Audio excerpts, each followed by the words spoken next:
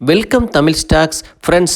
August 4 திங்கட்கிழமை இந்த வீடியோவில் முக்கியமான மார்க்கெட் அப்டேட் பார்க்கலாம். இந்தியா மீதான ட்ரம்ப் டேரிஃப் 25% விதிச்சிருக்காரு. அதை பற்றி பார்க்கலாம். ட்ரம்ப் 2.0 இந்தியாவிற்கு நல்லதுன்னு சொல்லி பார்க்கப்பட்டுச்சு. இந்திய பிரதமர் மோடி அவர்கள் அவருடைய நண்பர் என்பதால் ஊடகங்கள் ட்ரம்ப்பை தலையில் தூக்கி வச்சு ஆடினாங்க. அமெரிக்க அதிபர் ட்ரம்ப் வருவது இந்தியாவிற்கு மிகவும் சிறப்பானதாக இருக்கும் அப்படின்னு கருதப்பட்டுச்சு. ஆனால் தற்போது ட்ரம்ப் இந்தியாவிற்கு அமெரிக்காவுக்கு ஏற்றுமதியாகும் பொருள்களுக்கு 25% வரியை விதிச்சிருக்கிறாரு. இது இந்திய அமெரிக்க உறவுகளில் பெரிய சிக்கலை ஏற்படுத்தியிருக்கு. அப்புறம் ட்ரம்ப்போட அழுத்தத்தின் காரணமாக இந்தியா சீனா மற்றும் ரஷ்யாவோட உறவை மேம்படுத்துமான்ற கேள்வியும் எழுந்திருக்கு. ட்ரம்ப் டேரிஃப் விதித்ததோடு மட்டும் இல்லாமல் இந்தியாவை கடுமையாக விமர்சனம் செய்திருக்காரு. இதுக்கு இந்தியா எந்த எதிர்வினையும் ஆற்றலை. அதுவும் ஒரு வகையில் நல்லது தான். ஏன்னா ட்ரம்ப் அமெரிக்காவோட நிரந்தர அதிபர் இல்லை. அவர் பல மாற்றங்கள் ஏற்படும்.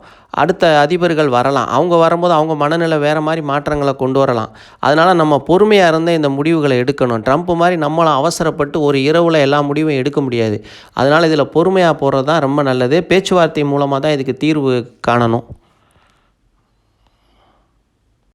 அதே போல் ட்ரம்ப் பாகிஸ்தானோட நெருங்கி சென்று இஸ்லாமாபாத்துடன் ஒரு வர்த்தக ஒப்பந்தத்தை இறுதி செஞ்சுருக்கிறாரு.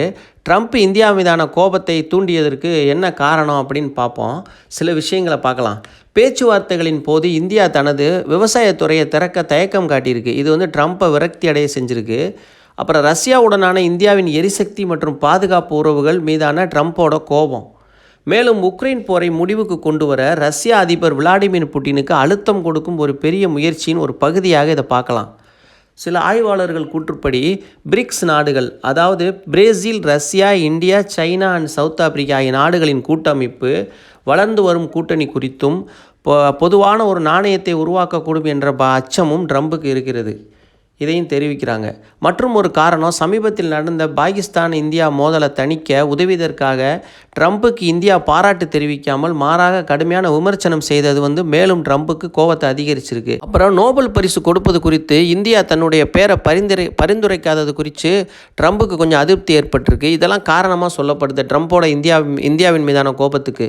அப்புறம் நல்லெண்ணத்துடன் இருதரப்பு பேச்சுவார்த்தை தொடரும் அதே நேரத்தில் நாட்டின் தேசிய நலனையும் பாதுகாப்பையும் கருத்தில் கொண்டு செயல்பட வேண்டியிருக்குன்னு சொல்லி இந்தியா தெரிவிச்சிருக்கிறாங்க. கடந்த காலங்களில் இந்தியா அமெரிக்காவுடனான உறவு பல கொந்தளிப்புகளை தாண்டி வந்திருக்கு. ட்ரம்பின் நடவடிக்கைகளால் இந்தியா மற்றும் ரஷ்யா சைனாவை நோக்கி நகருமா, இந்தியா சைனா மற்றும் ரஷ்யாவை நோக்கி நகருமா என்பதை நிபுணர்கள் நிராகரிக்கலை. 2020 கல்வான் பள்ளத்தாக்கு மோதல்களுக்கு பிறகு இந்தியா சைனா உறவுகளில் ஒரு விரிசல் ஏற்பட்டுருந்துச்சு. ஆனால் சமீப காலங்களில் அமைச்சர்களோட வருகை மற்றும் பிரிக்ஸ் உச்சி மாநாட்டில் பிரதமர் மோடி சீன அதிபர் ஜி ஜின்பிங்கை சந்தித்து பேசினார். இதுக்கிடையான சந்திப்புக்கு அப்புறம் முயற்சிகளுக்கான இயல்பு நிலை திரும்பி இருக்கிறதா தெரிவிக்கிறாங்க. பெரும்பாலான வெளியுறவு கொள்கை நிபுணர்கள் கூறுவது அமெரிக்காவுடனான இந்தியாவின் வெளியுறவு கொள்கை அமெரிக்காவை ட்ரம்பின் பதவிக்கு அப்பாலும் நீடித்துள்ளது அப்படின்னு கூறுறாங்க. சீனாவுடனான உறவு வரவேற்கத்தக்கது, அதே சமயத்தில் நமக்கு போட்டியாளராக உள்ளது என்பதை கவனத்தில் கொண்டு செயல்பட வேண்டும்னு அறிவுறுத்துகிறாங்க. ஆக்சிஸ் மியூச்சுவல் ஃபண்டு குறித்த ஒரு செய்தி பார்க்கலாம். 200 கோடி மோசடி வழக்கில் ஆக்சிஸ் மியூச்சுவல் ஃபண்டு நிறுவனத்துடைய முன்னாள் மேலாளர் வீரேஷ் ஜோஷி நேற்று ஞாயிற்றுக்கிழமை கைது செய்யப்பட்டிருக்கிறதா அமலாக்கத்துறை தெரிவிச்சிருக்கிறாங்க. அவரை பண மோசடி சட்டத்தின் கீழே கைது பண்ணியிருக்கிறாங்க. பிஎம்எல்ஏ சிறப்பு நீதிமன்றம் அவருக்கு ஒரு 8ஆம் தேதி வரை அமலாக்கத்துறை காவலில் வைக்கிறதுக்கு உத்தரவு கொடுத்துருக்குறாங்க. இவர் ஃப்ரண்ட் ரன்னிங் ஸ்கேமில் கைது செய்யப்பட்டிருக்கிறாரு. ஃப்ரண்ட் ரன்னிங் ஸ்கேம்னால் என்னன்னு பார்ப்போம். அது ஏன் சட்டவிரோதமானது? இதில் வர்த்தகர்கள் அல்லது தரகர்கள் நிறுவன பங்குகளுக்கு வரவிருக்கும் பெரிய ஆர்டர்கள் குறித்து சில ரகசியங்களை பயன்படுத்தி முன்னால் தங்கள் சொந்த ஆர்டர்களை வைத்து லாபம் அடைகிறாங்க. இந்த வழக்கில் ஜோஷிக்கும் மற்ற வர்த்தகர்களுக்கும் பயனளிக்கும் வகையில் முதலீட்டாளர்களை ஏமாற்றி சந்தைகளின் நியாயத்தை சிதைக்கும் வகையில் மியூச்சுவல் ஃபண்டு வர்த்தகம் குறித்த உள் தகவல்களை பயன்படுத்தியிருக்காங்கன்னு கூறப்படுது. பல்வேறு இடங்களில் நடைபெற்ற சோதனையில் 17 கோடி மதிப்புள்ள பங்குகள், மியூச்சுவல் ஃபண்டு யூனிட்டுகள் மற்றும் வங்கி இருப்புகளை முடக்கியதாக ஈடி தெரிவிச்சிருக்கிறாங்க. ஜோஷி மற்றும் அவரது கூட்டாளிகளும் சொந்தமாக வங்கி கணக்கை துபாய் மற்றும் உட்பட வெளிநாடுகளில் 200 கோடிக்கும் அதிகமான பணத்தை வைத்திருப்பதாக தகவல் தெரிவிக்கிறது. இது 2018 2021 வரை ஜோஷி மேலாளராக இருந்தபோது நடந்ததாக கூறப்படுகிறது. வழக்கு 2022ஆம் ஆண்டு மும்பை காவல்துறையின் ஐடி விசாரணையில் கண்டுபிடிக்கப்பட்டது. 2022ஆம் ஆண்டு ஜோஷியை ஆக்சிஸ் வங்கி பதவி நீக்கம் செய்தது குறிப்பிடத்தக்கது. சாய்ஸ் புரோக்கிங் நிறுவனர் சுமித் பகாடியா ₹100 கீழ் உள்ள பிரேக் அவுட் ஆன பங்குகளை ஷார்ட் டேர்முக்கு ரெக்கமெண்ட் பண்ணியிருக்கிறாரு. அதை பார்ப்போம். Suzlon energy buy ₹65.95, target ₹71, stop loss ₹63.70. Restaurant brand Asia buy ₹83.95, target ₹90, stop loss ₹81.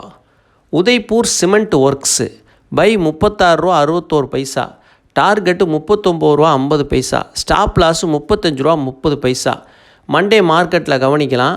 இது சுமித் பகாடியா அவரோட ரெக்கமெண்டேஷன். ஸ்டாப் லாஸ் ரொம்ப முக்கியம், கவனம். ஆகஸ்ட் 4 திங்கட்கிழமை இன்றைக்கி முதலாம் காலாண்டு முடிவுகளை அறிவிக்கக்கூடிய முக்கியமான நிறுவனங்களை பார்ப்போம். டிஎல்எஃப் முதலாம் காலாண்டு முடிவுகளை அறிவிக்கிறாங்க ஆகஸ்ட் 4 திங்கட்கிழமை. இன்று திங்கட்கிழமை ஆகஸ்ட் 4 முதலாம் காலாண்டு முடிவுகளை போஸ் எலக்ட்ரானிக்ஸ் அறிவிக்கிறாங்க. முதலாம் காலாண்டு முடிவுகளை திங்கட்கிழமை இன்றைக்கி சீமென்ஸ் எனர்ஜி அறிவிக்கிறாங்க. ஸ்ரீ சிமெண்ட்டு இன்றைக்கி ஆகஸ்ட் 4 திங்கட்கிழமை முதலாம் காலாண்டு முடிவுகளை அறிவிக்க போகிறாங்க. அப்புறம் மேரிகோ முதலாம் காலாண்டு முடிவுகளை அறிவிக்கிறாங்க இன்றைக்கி திங்கட்கிழமை ஆகஸ்ட் 4ஆம் தேதி. அப்புறம் போனஸ் கொடுக்குற கம்பெனியை பார்ப்போம். நெஸ்லே இந்தியா போனஸ் கொடுக்குறாங்க. ஒரு ஷேர் வச்சுருந்தீங்கன்னா ஒரு ஷேர் கொடுக்குறாங்க. Record date August 8. ஆகஸ்ட் 8ஆம் தேதி அன்றைக்கி உங்கள்கிட்ட டிமேட் அக்கௌண்ட்டில் ஸ்டாக் இருந்துச்சுன்னா உங்களுக்கு போனஸ் கிடைக்கும். நீங்கள் அப்போ ஆகஸ்ட் 6ஆம் தேதியாவது வாங்கியிருக்கணும். இல்லை 5ஆம் தேதி 6ஆம் தேதி வாங்கினா தான் 8ஆம் தேதி உங்கள் டிமேட்டில் கணக்கில் இருக்கும்.